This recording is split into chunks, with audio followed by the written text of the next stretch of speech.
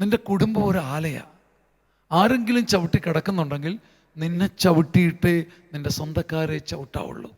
ആരെങ്കിലും മുറിക്കാൻ വാളോങ്ങുന്നുണ്ടെങ്കിൽ നിന്നെ മുറിച്ചിട്ടേ നിന്റെ സ്വന്തക്കാരെ, നിന്റെ മാറിലൊട്ടിയവരുടെ മാറിലൊരു മുറിവ് വീഴാവുള്ളൂ.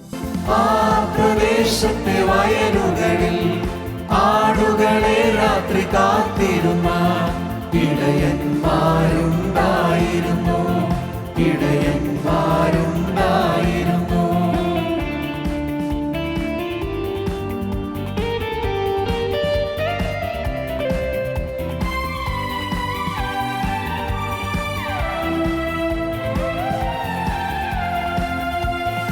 ഏൽപ്പിക്കപ്പെട്ട ആടുകളെ ഏറ്റവും വലുതായി അവരും കണ്ടു.